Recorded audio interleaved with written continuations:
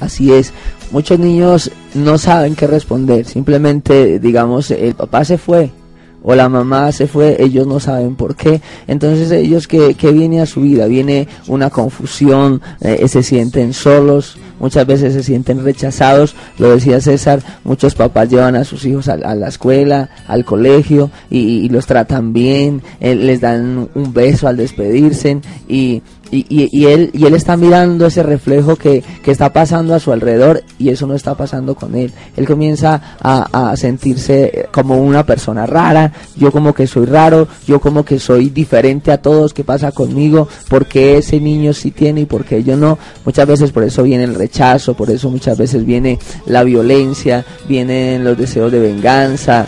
Por eso, ¿por qué? Porque por la ignorancia de unos padres. Porque es ignorancia de un padre al irse, engendrar un hijo y muchos no esperan aún ni que nazcan y se van y no les importa dejar un niño que más adelante está preparándose. ¿Para qué?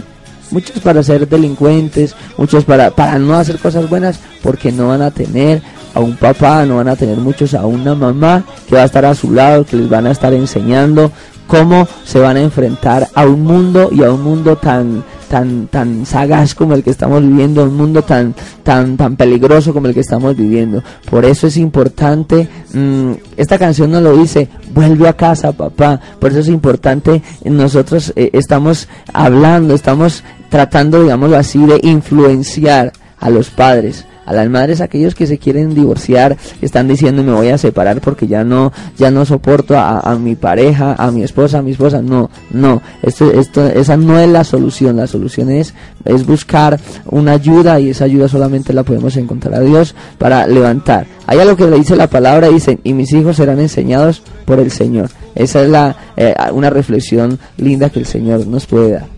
Bueno, hay algunos niños imperativos y el papá termina diciendo es que hay que darle duro a ese muchacho, dele duro contra el mundo, dirán por ahí. Pero no es así, hay muchas formas, hay parámetros de hacerlo y pues más adelante estaremos ampliando esta parte de las formas de castigo y para eso estará nuestro pastor Héctor ampliando allí estos puntos bastantes controversiales en los hogares. Algunos castigan con lo que encuentran. El maltrato infantil se ha despertado en Colombia hace algunos años. No es que nunca antes hubiera existido, pero sí había estado oculto debido a una cultura violenta, al temor, a la sumisión e indefensión de los niños frente a sus mayores. Bueno, ahí estábamos tratando este tema con los niños. ¿Por qué era sí existía, sino que era oculto? ¿Por qué no se manifestaba mucho? Porque los niños eran amenazados y no podían hablar. Tampoco había mecanismos de defensa como lo hay hoy, de denuncia, de que hable, instituciones bastante amplias ya como Bienestar Familiar, que se ha compuesto, se ha desarrollado, es una organización bastante activa en el país y no solamente ellos, sino que hay muchísimos mecanismos donde se puede acudir y se puede denunciar. Antes se permanecía en oculto y no solamente que era en oculto, sino que el temor al que dirán. Entonces el niño salía y si tenía morados, entonces le ponían una camisa de mangas largas, o no salía, no, es que está enfermo, y ese morado, no, es que se aporrió, se cayó de las escaleras, se cayó de la escalera y mentiras que lo tiraron desde allá. Entonces ese era que el maltrato infantil de la época, sí estaba. Entonces aquí están las formas de maltrato infantil. ¿Qué más tenemos acerca del maltrato infantil, Fabio? A ver, cuéntanos por ahí un poquito. Bueno, tenemos, el maltrato infantil no solamente es, como lo estamos hablando, simplemente el maltrato físico. Hay muchas clases de maltrato psicológico, también el abandono es un maltrato y también tenemos acá un maltrato sexual. O sea, no simplemente es decir yo voy a castigar a mi hijo y le voy a dar, no, ese no, simplemente no es un maltrato, no. Un maltrato, mire, yo le puedo decir así, un maltrato para un joven es que el niño solo ve al papá cuando lo va a corregir, pero el papá no se acuerda que tiene un hijo para decirle, hijo, vamos al parque, hijo, vamos que te voy a invitar a comer una hamburguesa, hijo, mire que yo te voy a invitar a que nos comamos una pizza.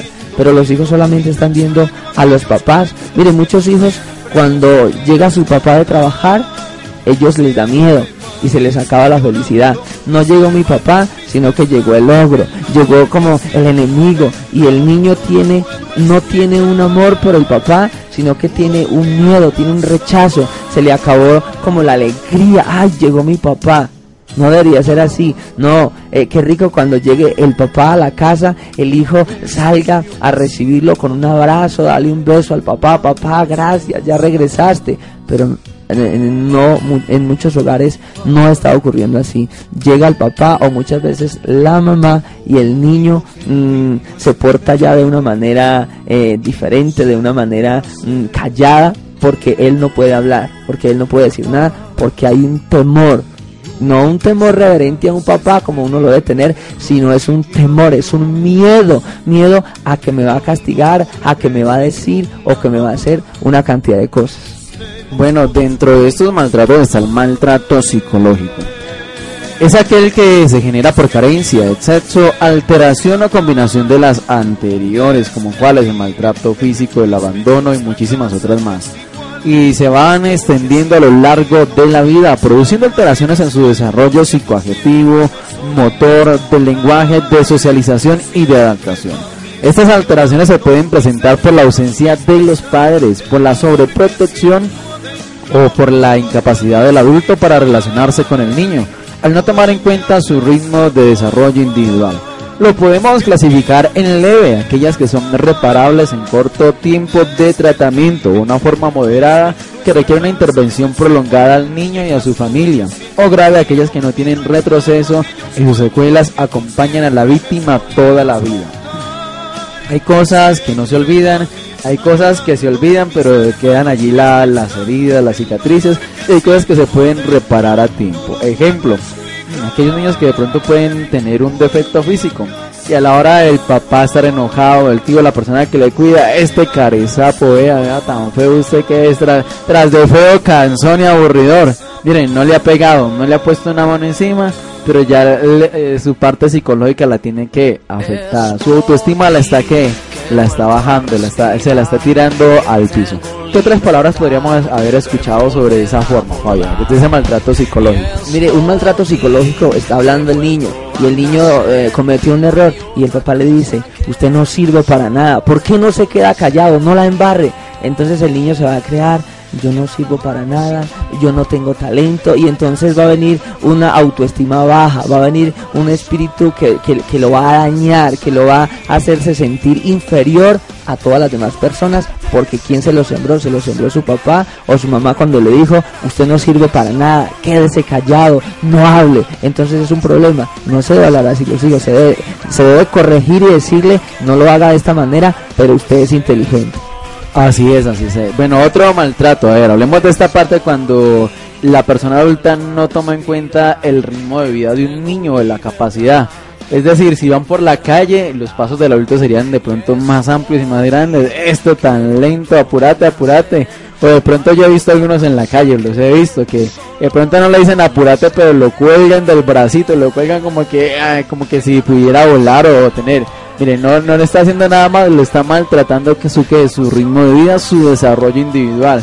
Ahora, los que están aprendiendo a pintar, téngale paciencia a ese niño, pero es que algunos lo maltratan, tan torpe, tan bobo, mire, vea, parece que tuviera ahí el mal de Parkinson, no sé, bueno, comienzan a meterse no solo con ellos, sino a crear en él una actitud de rechazo. No estamos mal contra el que tenga esa enfermedad, no, y tampoco nos estamos burlando de eso, pero mire el ambiente que crea un papá, la situación que crea al decirles a su hijo, ¿qué va a pensar el niño de los que tienen ese problema? ¿No? Va tarde que temprano los va a terminar rechazando, pero ¿qué hace el papá? Lo compara él con una persona que enferma. Eso también es maltrato.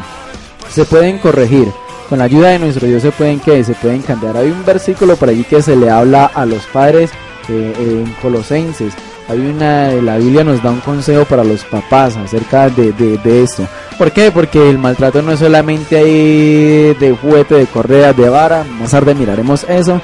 Pero si ese maltrato tan torpe, tan bobo, en medio de un enojo, sacarle a relucir los defectos. Ahora, delante de los compañeros o delante de los amigos, tan bobo, más lento que una tortuga. Bueno, todas esas cosas. Entonces, eso hace parte de un maltrato psicológico. Bueno, nuestro Señor nos dice en su palabra, nos da consejo a los padres, porque sabemos que no hay escuela para padres, no hay universidades para padres, Pero el Señor dice, bueno, no hay universidad, no hay colegios, pero aquí yo les doy mi palabra, que es el mejor consejo. Dice, padres, no exasperéis a vuestros hijos para que no se desalienten. Esta palabra la encontramos en Colosenses 3, versículo 21. Bueno, y vemos que como los padres de hoy en día castigan a sus hijos, pero quieren corregir a sus hijos es con rabia, con enojo, cuando verdaderamente el enojo y la rabia lo que va a traer es que maltratemos a esos hijos, que dañemos a esos hijos, que dañemos el corazón, la mente, bueno, todo a ese hijo. Nuestro Señor sí dice, corrija a su hijo, instruya al niño en su camino, pero Él dice que tenemos que hacerlo ¿con qué? Con amor, con paciencia, con benignidad. Y bueno, para eso tenemos que pedir al Espíritu Santo que nos dé su fruto, que su fruto se manifieste en nosotros, ese amor, ese gozo, esa paciencia, esa paz, esa benignidad, esa bondad, esa fe, esa mansedumbre y esa templanza.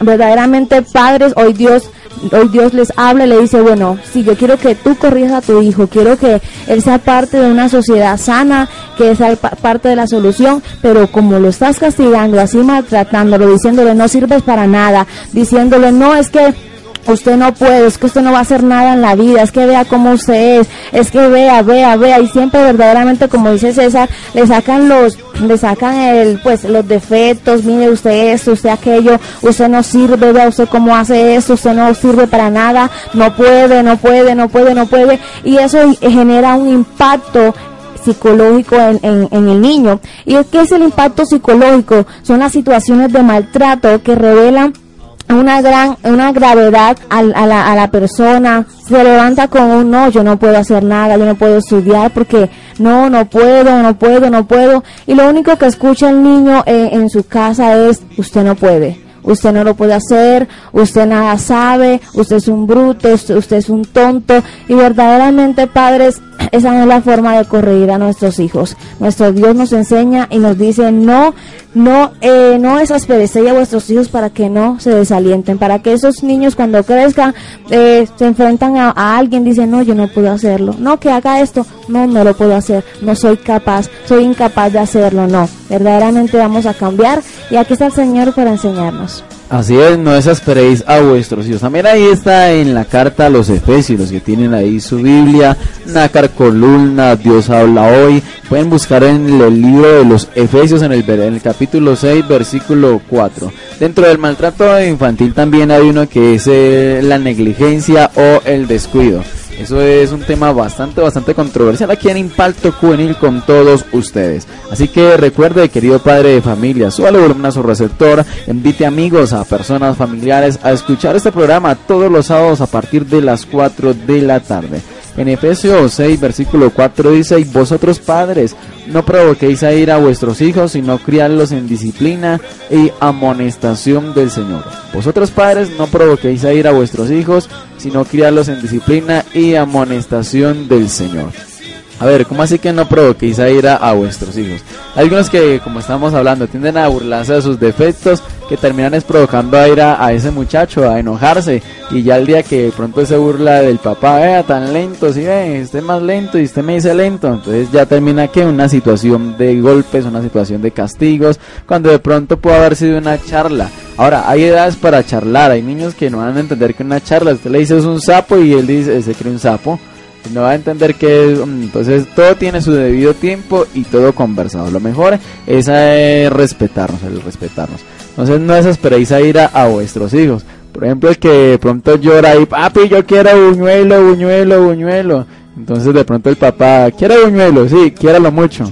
Mire, está recochando, pero para la edad el niño no está comprendiendo eso, lo está exasperando, y de pronto el niño está ahí, yo quiero buñuelo, y de pronto se está pasando en su respeto, y de pronto la respuesta del papá es, no, ahorita no se puede buñuelo, y debe enseñarle eso, y una forma de hacerlo, sin maltratarlo, sin abusar excesivamente del castigo, de la disciplina.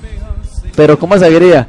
Entonces quiere buñuelo, sí, quiéralo mucho. Oiga, todavía lo está cogiendo de recocha, y está exasperándolo, y lo está llevando a la ira. Ya cuando ese hijo está irado y de pronto, este papá o este viejo, este señor, entonces ya no me ve nada ni qué. Entonces se excede a la disciplina, pero siendo que él fue el que lo motivó a esa actitud de ira, de rabia.